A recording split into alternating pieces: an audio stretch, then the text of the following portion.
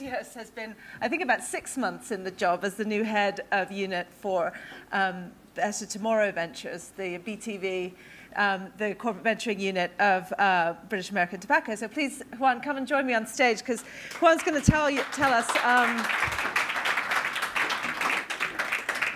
Juan will tell us a lot about his kind of new vision for the unit, which is approaching that really interesting point. And we definitely see this as a theme at GCV. The 3-year mark is such an inflection point for a unit, right? So you're coming in with this. But I think before we were going to really plunge into this, we were going to watch a little video. And this is a world premiere of this, which will give you a little insight into kind of what's going on at BTV. Yeah. So we're a consumer goods company, so we need to have videos to show that. Basically, this is a little bit about kind of looking at the kinds of things that you guys are doing at BTV, the events, and yes. so on. So one thing that we're doing is actually in the conversation yesterday, one of the ones in the morning, we're talking about reputation. And that's something that we talk a lot about as a team, because, I mean, let's just be open. We come from British American Tobacco. So everybody thinks about tobacco being a bit of like the devil, the bad guys. So that's why we're called Btomorrow Ventures, because BAT's purpose right now is a better tomorrow.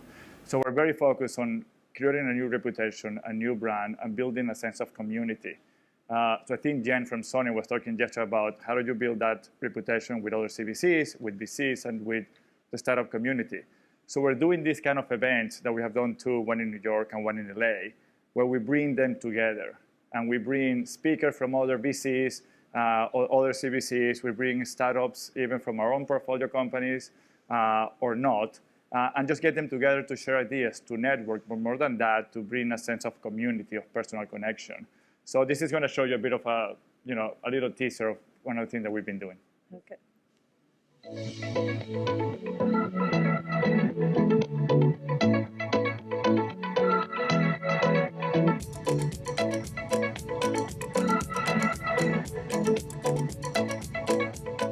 We come to the Be Inspired events because it's a great way to reconnect with this community, spend some time with fellow entrepreneurs that are in the struggles and throes of trying to build a business, and also a great place to just pick up some tips and tricks on things that we can do better or collaborate with other brands to build our brand. And it's really a way just to continue to connect with that community, be inspired by being here, and take a few things away that we can make our businesses and ourselves better each and every day.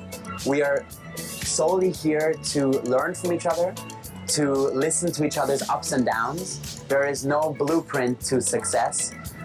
There is no particular timeline. And the more that we learn from each other, the more that we can grow together and then inspire ourselves individually. And in turn, you infect and affect other people in a positive sense. I'm excited to share my story, but I'm also excited to learn and to listen to other people's stories.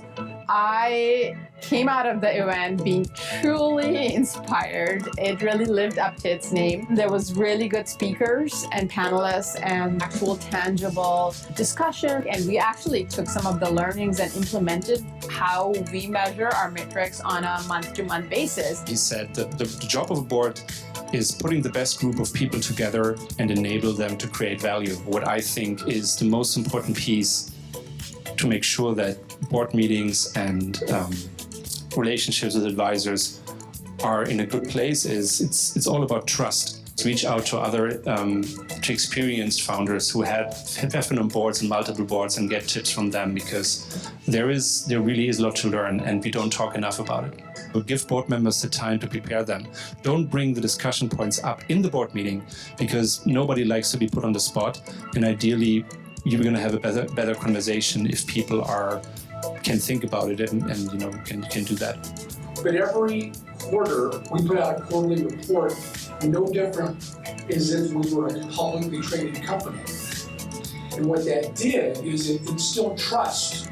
We want to really provide something different to the founders, creating that sense of community where they feel that this is a good place to make relationships and leverage opportunities that then they might otherwise not have had the opportunity to do. Everyone thinks that entrepreneurship is this lone wolf mentality, and for those who have been a part of it or supported someone, it's really about building an amazing community. It is events like this and the connectivity with the other group of BTV entrepreneurs. That's been really, really amazing.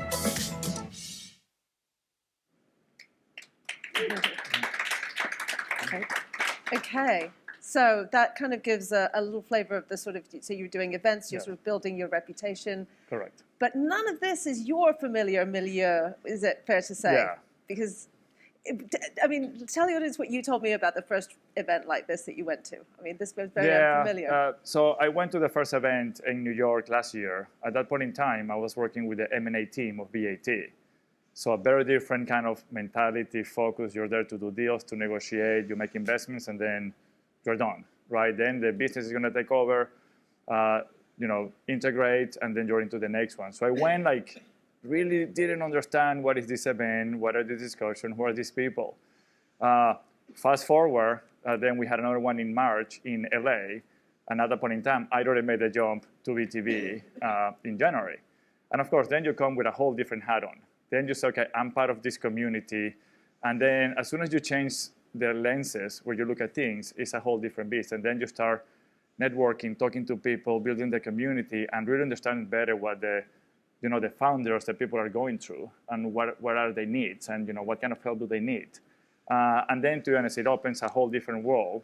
Like Maija said, I've been now in the role for 6 months. I'm still drinking from the fire hose. I'm still learning a lot. I've been with BAT for 17 years, and I moved a lot, but this change is probably the biggest one in my career. And one thing, to be honest, just to be kudos to part of the team who's here, is that they've been super, super helpful on helping me get on board and learn about the world of venturing. So without a cool team like the one that we have, it would have been really hard. Yeah, but I think it's fair to say, it's a big jump for you, and also, it's a moment of change for the team, because I mean, you're filling some very big shoes, Lisa Smith, I agree. right? Yes. But also it was a very deliberate move, obviously, for a company insider to come in at this point into the unit. So if you can, tell us a little bit about the background to that and what you're kind of now planning to do. Yeah, it was an interesting change. So M&A and BTV used to work together pretty much all the time. We had people moving around and helping and cross-learning, which actually was pretty cool, because we're following the same strategy, just doing different things. And then the opportunity towards the end of last year came when Lisa wanted to pursue new opportunities. I mean, she has built an amazing portfolio, an amazing team that we have. And it was time for her to come in. But at the same time, we realized that we grew super fast. So, we got around 19 companies in the portfolio, and it was all about making investments. And then we said, you know what, it's time to take a bit of a step back. And now let's look at our portfolio company. And actually, we got Danny Blockhead, who is here too, and said, you know what, it's important. We're a strategic venture fund. How do we add value to these companies? And sometimes it's hard when you have a team dedicated to making investments also to be able to fully commit to, let's say, our other team. So it was a perfect time just to, it's just nice to tie it with the changing management leadership. And also, Lisa and I are just very different in terms of personality. I'm more like laid back, thinking, let's have a plan.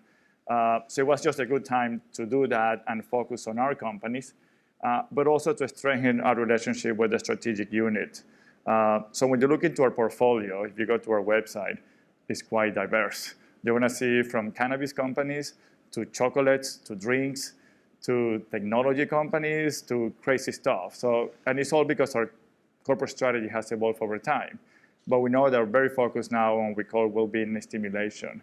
So again, it was the perfect time to reset, to see what we have, what we want to do, and focus on the companies that we can really add a strategic value to.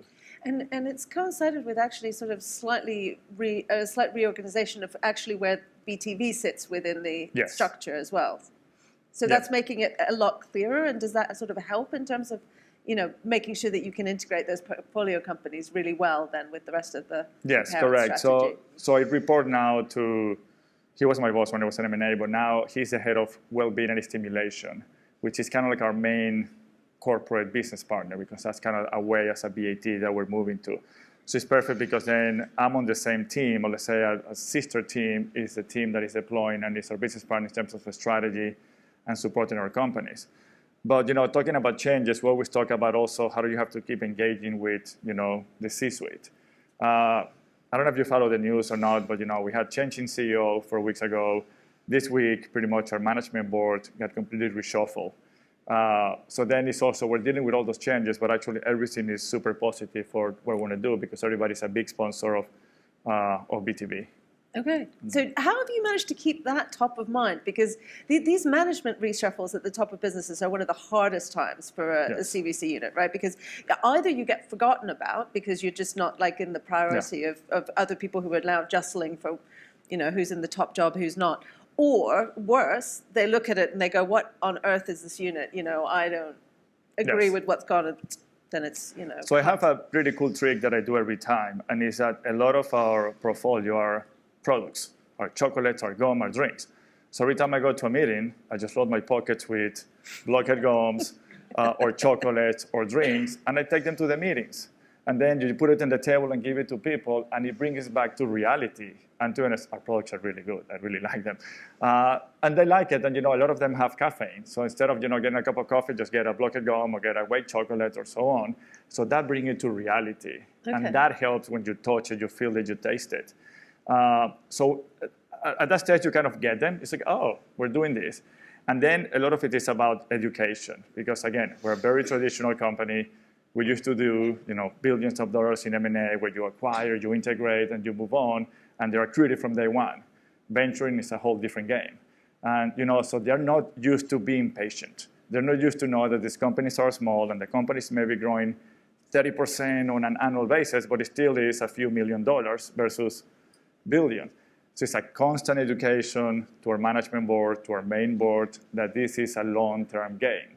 Because we're not going to transform BAT in 2 years. It's going to take a long time, and this is part of that strategy. So when you bring that to reality and you show them numbers, you show them examples, how CVC has been around for 50 years and what the big companies are doing, they get that. But it's a constant reminder that you have to do, and that's a big part of my job. And the team helps a lot across the organization because it goes from the top down, but also from bottoms up. And do you think they trust you a bit more because you're a long-term BAT man? Do you know what I mean? Like CVCs always have this credibility gap. So Mike Smead before us was talking about kind of insiders leading these units. And I just wonder whether you see that in the same way as a potential advantage. Look, to be honest, it's really hard for me to answer that question. Probably have to ask my boss. But I would think so. I mean, again, I've been with the company 17 years now, a lot of roles in finance, different things on M&A for the last 3.5 years. So I think, again, like Lisa did an amazing job of disrupting because we needed to disrupt BAT to get BTB in. Otherwise, it's going to be too corporate. Yeah.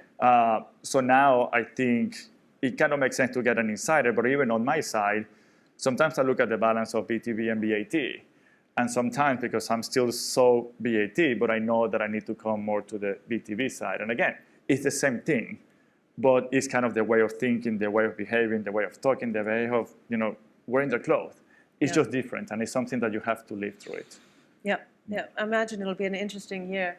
One thing I wanted to ask you about was, you're evaluating the companies that are in the portfolio, and there's obviously some that seem to make, are very well suited to that kind of well-being and stimulation unit. But what about the ones maybe that aren't as good a fit?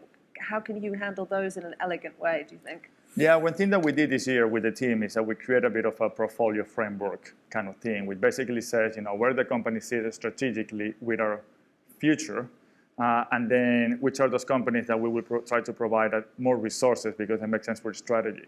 But we have to be fair to the companies that are already in our portfolio on that. So that means that a lot of those companies, we kind of try to apply a bit of a good, better, best. We still want to try to support them. We're still going to give them the resources that we need. A lot of those technical companies, we do have kind of JDA, your development agreement, so we're developing new things with them. And we'll continue to support them any way we can in their funding runs or other way to make them successful, because at the end of the day, we're invested on those companies. So we are looking for the success of those companies, which then will reflect on us too.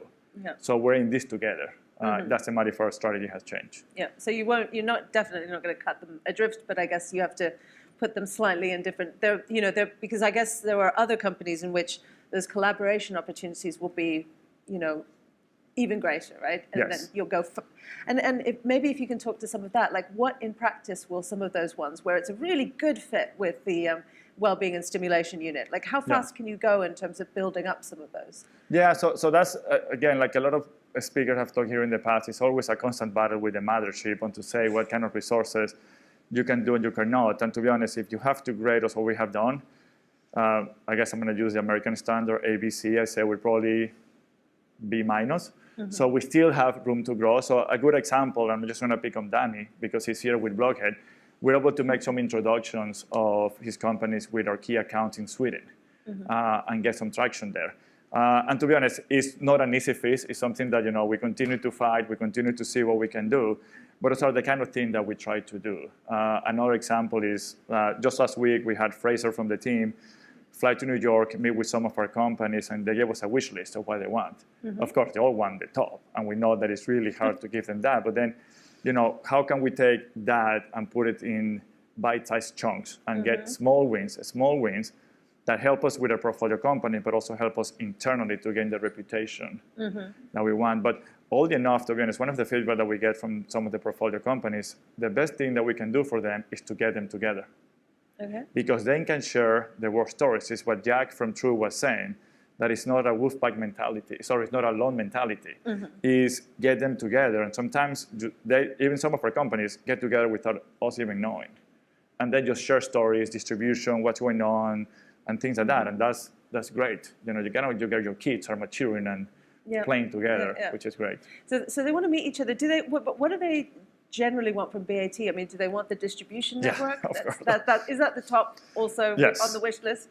Yes, they want global distribution and conquer the world. But to be honest, we don't have distribution all over the world. In a lot of places, we don't own the last mile. We use wholesalers, retailers, and so on. So, but the expectation is that we're all over the world. You can find a pack of cigarettes or an electronic cigarette every place in the world. Well, we don't do the whole thing. Right. So it's trying to balance those expectations, what really can be done. Yeah. But and how does that work in practice? Because just because you have wholesale relationships with cigarettes, how easy is it to put the pack of chewing gum into that? I mean, it's a very different type of product. Yeah, everything. People think that it's fairly easy, but you can start with some basics. Like, for example, you go to 7-Eleven in the US, and the tobacco buyer is a very different buyer than the confectionery buyer or the beverage buyer. Yes. So you have a relation with one side of the organization, not with the other. But again, we can use a relationship to help that way. But it just takes a bit of more work, to be honest, than we even thought internally in BTB. Okay. So we're also learning how BAT operates, doing this work and trying to work with the portfolio companies. Okay. And does that mean, do you think you have to strengthen the sort of business development side of the team a bit more, or will that come more from just harnessing some bits of maybe the parent company more cleverly? No, it's a combination of both. Actually, one of the things that we're doing this year, again, we had Fraser and other members of the team that we used to have, and we still have a labs program, a bit of like an accelerator, we're pivoting a bit more that to do a proper business development unit. So actually, both of us to get training with GCBI and Liz and the team on landing the corporate value. So that helped us to get a better understanding of what we need to do, but it takes two to tango. So it's also important then to get our business partners on the corporate side to get that buy-in and work as a team. Yeah. Now, I wonder whether we should pause for a second to see if there's any questions, if you're happy for for anyone in the audience. Do you as long as it's not from my team. No planted questions. I don't know if there's any questions. I mean, if while you're thinking of questions for Juan, I have a sort of one that I can, which is really about kind of almost your sort of what does success look like from here? If you're looking ahead, sort of for the next 3 years, what does good look like for where you want to get to? Look, it's a tricky question, but for me, success is the success of our portfolio companies. I always say for us, our best, let's say, marketing tool for us at Fund is having successful companies, either because they get acquired by BAT or get acquired by someone else, and we have successful exits. I think for me, that's the key, because we're doing this together. We're invested. We know that, for the founders, these are the livelihood, the dreams, and we want to be sure that we can help them enable that and amplify that. So exits, and that's both exits to possibly BAT, but externally. On that, but I think it's more, and to be honest, we build a lot of personal relationships. For me, it's just being sure that our founders are, they got their dreams done, and to be honest, all of that then comes back to us in terms of good reputation, we're good investors and everything. Yeah. But for me, that's kind of like, and that's, to be honest, that's a bit more personally on that. Yeah. I guess it's a good discussion for the team that we need to have. Yeah. So anyone want to jump in with a question at this point? I think it could be that at this point in the afternoon, everyone's feeling a little bit like, they have nothing more to say. But so I'll throw in another one of mine. I just think, it's always when you come into, a job in that first year, you notice kind of all the things that are a bit strange or, so what's been the kind of, the most difficult sort of learning curve thing so far, I mean, in terms of coming into the role? I think it's probably a couple of things. First is our team, we got 20 plus people, and I think only 3 of us are coming from BAT. So it's a bit of like, not that shock, but it's just like, wow, this is a lot of people. But it's great because they come with a whole different set of experience on that. But getting used to now, because when you've been with the company so long, and in BAT, there's people who've been there for a long time. Everybody knows how to operate and to click, and you can read people's mind. Here, with the team being so from outside, let's say, diverse, is something that I have to get used to it. And I never managed such a big team. I think the other big change is these kind of things. I'm not used to coming to events, building relationship or communities with other CVCs, co-investment opportunities, because in M&A, you're just going to make your transaction, and then, you're good. So how important it is, how we had a dinner last night with a cross-council dinner that we hosted in a building. And, having that ability to talk to other people and share those successes, but also the kind of like the war stories and the scars is great. So having that, knowing that there is a community out there that are willing to help and that are going to the same thing that we are, is something that, to be honest, I wasn't expecting, and it's been great. Yeah. Well, I'm being told that we're out of time, but what I would say is it sounds like, if you're a veteran in this industry, then come and have a drink with Juan later, because, it could be there could be a really interesting information exchange both ways, I think. Perfect. But thanks so much, Juan, and all the best of luck with that. Thank you. Appreciate it.